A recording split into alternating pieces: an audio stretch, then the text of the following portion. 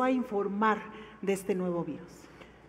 Primero que todo, muchísimas gracias por la invitación, al maestro Torres, a todo el equipo de TV Morfosis Guadalajara, por la impecable organización.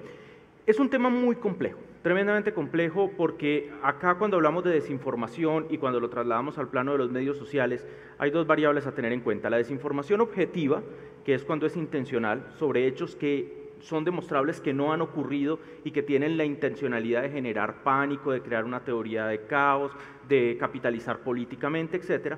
Y hay otro tipo de información que está relacionada con el contexto de la interpretación de la información, que es mucho más compleja. Quiero poner un ejemplo. Esta, si bien es la primera que cuaja como una pandemia, no es el primer conato de un brote de enfermedad global. Con el SARS, con el MERS, tuvimos primeras experiencias y muy particularmente con el ébola en África Occidental.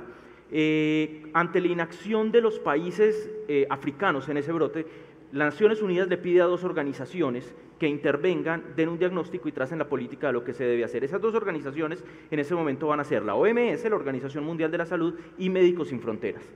La OMS utiliza como criterio de referencia contextual los datos históricos del comportamiento del ébola y llega a la conclusión de que el brote no representa un riesgo significativo de expansión.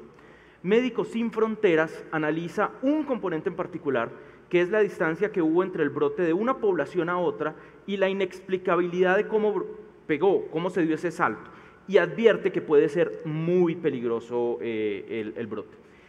A partir de la información que da Médicos Sin Fronteras, se construye un modelo que no es aplicado por los países, sino que se acoge la recomendación que en su momento toma la Organización Mundial de la Salud de no prestarle atención.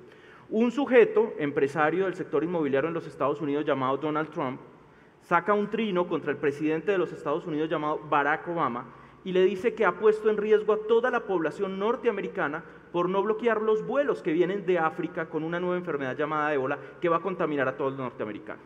Ese trino tiene un error y es que no existen vuelos directos desde África Occidental hacia los Estados Unidos.